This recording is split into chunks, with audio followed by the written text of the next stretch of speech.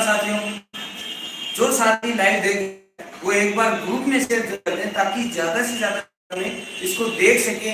जो भ्रम फैलाया जा रहा है मीडिया के माध्यम से, बीएससी विद्यार्थियों को पीड़ित किया जा रहा है, एक तरह से उनको भ्रमित किया जा रहा है कि आखिरकार आज 3 दिन से जो सुनवाई चल रही थी उसमें आखिरकार हुआ क्या है।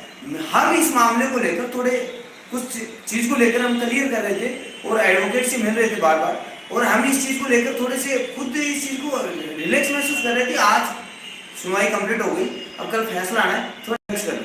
जबकि बार बार मैसेज के द्वारा, बार बार कॉल के द्वारा इतना परेशान हो चुके हैं कि अब लास्ट में आखिरकार आपको बता ही देते हैं क्या हुई कहानी।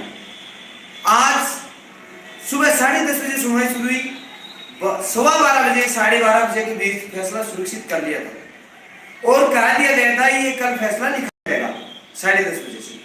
साथियों, ऐसा कुछ नहीं हुआ है अभी तक कि बीएससी हार रही है या बीएड हार रही है। अब कोर्ट इस चीज को तय करेगा कि बीएससी कहां तक सत्य है, बीएससी के वकील कहां तक सत्य हैं और कहां तक एनसीटी के वकील सत्य हैं। बात आती है विपक्षी पार्टी, कितना सुना गया, क्या सुना गया। जो लोग कोर्ट में अवेलेबल नहीं थे वो इस चीज को क्या व्याख्या करेंगे, जबकि जो व्याख्या कर रहे हैं आप उनको सुनिए। वो कह रहे हैं कि 1.5 घंटे तक आर माथुर जी को सुना गया, वो कह रहे हैं आधे पूर्ण घंटे लगभग उनको एनसीटी को सुना गया, आरडी रस्तोगी जी को। वो कह रहे हैं कि लगभग 15-15 मिनट सुशील बिश्नोई जी को और एडवोकेट, सीनियर एडवोकेट जो जीआर पुनिया जी उनको सुना गया। टोटल उनका टाइम आता है 2.5 घंटे, जबकि सुनवाई ही पूरी 2 से 2 घंटे तक हुई। ये कैसे संभव हो सकता है, जबकि एजी साहब ने भी आधे घंटे तक लगभग आर्गुमेंट किए हैं। 25 मिनट 30 मिनट तक एक फिक्स नहीं होता, अनुमानित होता है कि 20 से 25 मिनट, 25 से 30 मिनट तक आर्गुमेंट एजी साहब ने भी किए और यही 15 से 20 मिनट तक आज काउंटर आर्गुमेंट अमित जी अग्रवाल ने जी भी किए, सुप्रीम कोर्ट से एवार है, और विज्ञान साहब जी ने भी किए और 15 मिनट 20 मिनट तक के लगभग 15 मिनट के आसपास से हनुमान चौधरी जी ने भी की। कोई ऐसा नहीं है जो 1.5 घंटे तक बोला गया है। आज जितने भी एडवोकेट से, जो भी सीनियर एडवोकेट्स, एजी साहब, और जो मैं ये भी कहना चाहता हूँ जो न्यूज चैनल है वो अपने मान मर्यादा का ध्यान नहीं रखा कि इसको क्या कह रहे हैं। एजी साहब को बैठा रहे हैं, 2 बार बैठा दिया गया, ये गलत चीज होती है। ये एजी साहब का मान सम्मान होता है। मैं कह रहा हूँ एजी साहब को बैठाना कौन है, कोई नहीं बैठा सकता। वो एक बहुत बड़े बोले तो राजस्थान के महाधिवक्ता हैं, पोस्ट पर हैं, उनका एक इमेज दिया जाता है, बड़े बड़े वकील हैं, उनको सम्मान करते हैं, उनके लिए कुछ बोलना मैं तो अच्छा नहीं मानता। बहुत ही अच्छे वकील हैं, बहुत राजस्थान के यदि वो महाधिवक्ता पहले नहीं थे उससे पहले भी वो जाने माने वकील जाने जाते थे। मतलब इनका ये किसी पर आरोप प्रत्यारोप लगाना बहुत गलत है। मेरा ये कहना है कि सभी को सुना गया, सभी की बात सुनी गई। अब किसी को 10 मिनट दिए गए उसके आधार पर दिया गया, किसी को 2 मिनट दिए गए तो उसके आधार पर दिया गया, किसी को 5 मिनट दी गई तो 5 मिनट दी गई। इसमें गलत झूठ साबित आप नहीं कर सकते, सत्य है ये जी। अब कुछ कह रहे हैं कि जीआर पुनिया जी को आप गलत बोल रहे हैं, मैं सत्य बोल रहा हूँ। जीआर पुनिया जी को 2 से 5 मिनट के लिए बोला है क्योंकि वो आर्गुमेंट रिपीट हो रहे थे, क्योंकि एक ही पॉइंट था उनके पास, बीएड के पास, कि एनसीटी की गाइडलाइन है, इसके आधार पर हमने शामिल किया जाए। यूपी का जजमेंट आया हुआ है, ये सुप्रीम कोर्ट यूपी के मामले में सुप्रीम कोर्ट का जजमेंट है, इसके आधार पर इसको शामिल करेंगे। सुप्रीम कोर्ट का जजमेंट ये कह रहा है। तो साथियों, मेरा ये कहना है कि आप इस चीज से गुमराह ना हो, आप इस चीज से सामने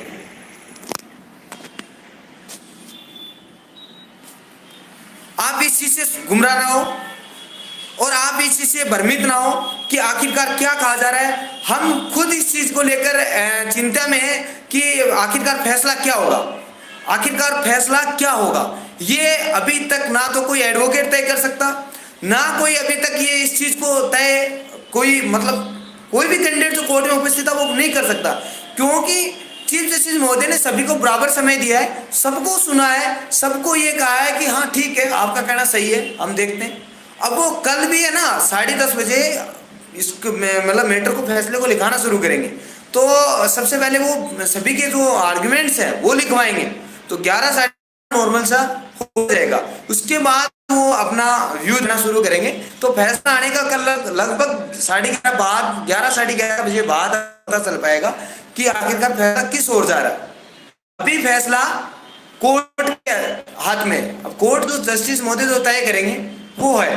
अब वो इसके मामले में कोई भी कहना, कुछ भी कहना अति जल्दबाजी होगी कि ये जीत रहे हैं, ये हार रहे हैं, अभी तक डिसाइड नहीं हुआ है। यदि कोर्ट ने फैसला रिजर्व किया है, यदि ऐसा डिसाइड ही हो जाता, ऐसा इसमें आसान होता, इतना कहना इतना आसान होता, तो आखिरकार फिर फैसला रिजर्व क्या हुआ? सबको पता ही है। फिर फैसला यदि यह पता है कि इसकी ओर रुख है, रुख क्या होता है? कोई रुख नहीं होता। जज साहब कभी क्या रुख होता है? जज साहब इस चीज को सुन रहे थे, बीएड वालों ने अपना पक्ष दिया, व्यू दिया, उसको सुना, उनको क्वेश्चन किए, उनका जवाब लिख लिया। अब अपने को जो क्वेश्चन किया, अपने जवाब दिया, वो उन्होंने जवाब लिख लिया। एजी साहब से जो क्वेश्चन किया, उन्होंने जो जवाब दिया वो लिख लिया। एनसीटी को जो जवाब की क्वेश्चन किया वो लिख लिया। अब वो लिखित है, वो लिखेंगे, फिर उनके ऊपर व्यू देंगे कि ये यहाँ तक ये बात सत्य है, ये होना चाहिए, अरे ये होना चाहिए, क्या होना चाहिए क्या नहीं होना चाहिए, वो कल है। और हमें बीएससी विद्यार्थी से मैं अपील करना चाहता हूँ, आप थोड़ा सा धैर्य बनाए रखें, थोड़ा सा शांति और धैर्य बनाए रखें। हमेशा संघर्ष करने वालों की जीत होती है। और इस चीज को लेकर आप कभी भ्रमित ना हो कि अभी फैसला हो गया है, किसी मीडिया चैनल ने ये बता दिया, इसका व्यू है, इसके रुख है। रुख कुछ नहीं है, अभी कल तय करेंगे कोर्ट के चीफ जस्टिस महोदय, वो होगा। और अभी यदि कोई किसी सीनियर एडवोकेट से भी आप यदि किसी के पास कोई जानकार हैं जिनके नंबर है, आप कॉल कर सकते हैं और उनको पूछ सकते हैं कि क्या आखिरकार फैसला हो चुका है, क्या बता सकते हैं आप कि ये फैसला ये होगा। और क्या कोई कह सकता है कि किसको क्या बैठाया गया कोर्ट में? क्या ये थोड़ा आप, मेरा सभी से निवेदन है कि आप हमें सिखाते हैं। मेरे को कॉल किया, मैंने कॉल किया था पहले उन्होंने पहले भी किया था। मैं उनको, मेरा ये कहना है, आप अपने चैनल को अपने चैनल के हिसाब से चलाएं, ना कि किसी का रुख है ये बताने की आवश्यकता नहीं है। और जो होगा वो कोर्ट तय करेगा। और कोर्ट, जहां तक मेरा मानना है, हमें राजस्थान हाईकोर्ट उच्च न्यायालय, राजस्थान उच्च न्यायालय जोधपुर पर पूर्ण विश्वास है। चीफ जस्टिस महोदय उन पर पूर्ण विश्वास है, वो बीएससीसी को न्याय देंगे, बीएससीसी के पक्ष में फैसला सुनाएंगे। अब वो हमें पूर्ण विश्वास कर सकते हैं। हमने जो आर्ग्यूमेंट किए, भगवान की देन है कि अपने जो किया उनको सुना। कम से कम एक दिन, पूरे दिन विज्ञान साझी ने आर्ग्यूमेंट किए थे, हमने तो कभी नहीं कहा। वो किए, वो उनकी क्वालिटी थी, उनमें क्या उन्होंने पॉइंट बताए, उन्होंने सुना है कोर्ट ने, तो कुछ उनमें पॉइंट सही लगे, क्या नहीं लगे, हम क्या बताएं। अब उनके बाद उन्होंने एनसीटी को सुना है, उसके बाद उन्होंने कुछ आर एन माथुर जी ने जो भी 5-10 मिनट 15 मिनट जो भी बोले उनको सुन लिया। उसके बाद उन्होंने, मतलब व्यू यही था उनका कि अभी ज्यादा समय नहीं निकालते हुए इसको फैसला करेंगे हम। मतलब इनके दिमाग में एक ही चीज थी चीफ जस्टिस महोदय जी के, कि मुझे फैसला करना है टाइम को मैनेज करते हुए। और आज वो इस बात पर थे कि मुझे आज की डेट में फैसला करना है। और वो फैसले करने के लिए कल रात को रमेश रुयल यूट्यूब चैनल पर हमने डाला था कि कल प्रबल संभावना है फैसला रिजर्व होने की, वो जो हो चुका है। आज हम कह रहे हैं ये जहां तक प्रबल संभावना है, बीएसटीसी जीतेगी। बीएसटीसी ने संघर्ष किया है, जजमेंट क्या आता है वो देखागी। किस तरीके से बीएसटीसी को न्याय देते हैं, कुछ 2-3 प्रकार से जजमेंट आ सकता है जिसमें बीएसटीसी को न्याय मिल सकता है।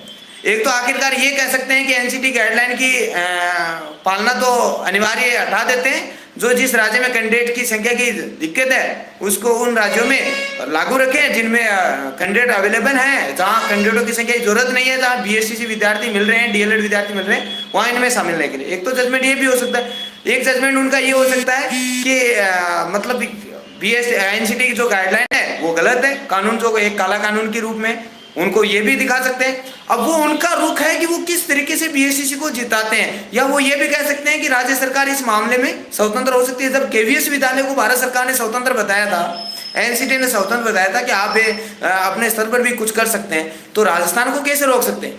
मतलब जब आप एनसीटी केवीएस को कह रही है आप स्वतंत्र हैं, तो फिर राजस्थान को कैसे रोक सकते हो आप? तो मतलब इसका ये ही भावार्थ है, आप अपने स्तर पर किसी स्टेट को नहीं रोक सकते, पूरी तरह से बाउंड नहीं कर सकते। और इसमें उन्होंने उनको भी क्वेश्चन किए हैं, ऐसी कोई बात नहीं है। अपने को 10 क्वेश्चन किए तो उनको 15 ही किए हैं, और 10 क्वेश्चनों का अपने एक भी ऐसा क्वेश्चन नहीं छोड़ा जिसका जवाब नहीं दिया है। रात को 12-1 बजे तक जितने हमारे पास एविडेंस थे, जिन देना था वो तैयार करें और एडवोकेट से रात को 12-1 बजे तक मिले। हम कैसे भी करके हर चीज का जवाब देने की कोशिश की है। हम इस चीज का जवाब कब देंगे, जब देंगे कि आखिरकार कब क्या किया गया है। और ये है कि विश्वास कर सकते हैं, अपनी ओर से पूरी मेहनत कर सकते हैं, संघर्ष कर सकते हैं। अपने आज तक संघर्ष किया, अपने एजी साहब के पैरवी करवाने, फिजिकल पैरवी करवाने के लिए संघर्ष किया। अपने संघर्ष कर सकते हैं, अपने सरकार से मांग कर सकते हैं, लेकिन अपने ये नहीं है कि बातें नहीं कर सकते, आपको जाना ही होगा। अपना हाथ जोड़ सकते हैं, कैसे भी कर सकते हैं। तो उन्होंने इस बात को सुना, इस बात को समझा और इस बात को न्याय मांगते हुए उन्होंने जोधपुर हाईकोर्ट में फिजिकल रूप से 3 दिन से पैरवी कर रहे हैं। बहुत ही मान सम्मान करते हैं, हम सरकार का धन्यवाद करते हैं जो सरकार ने एजी साहब को फिजिकल पैरवी करने के लिए जोधपुर भेजा।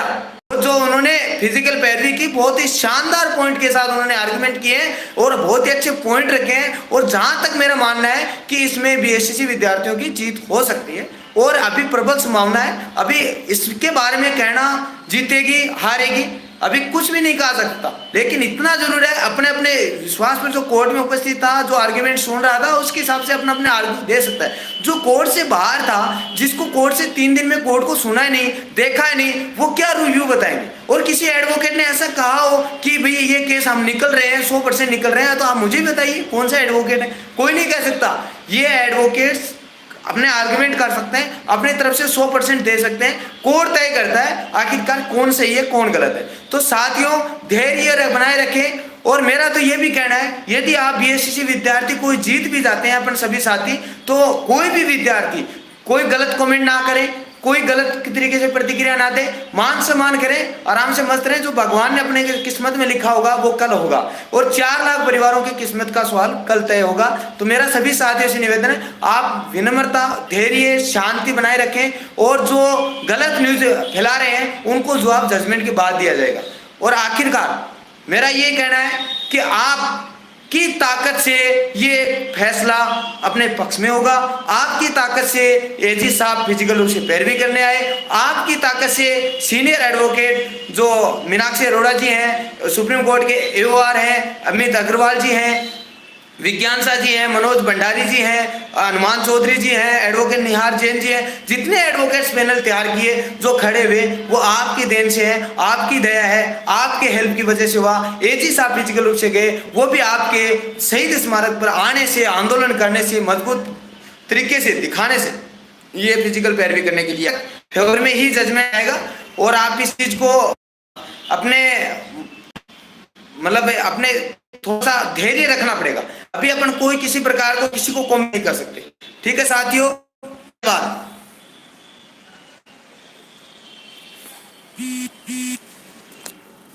चलो।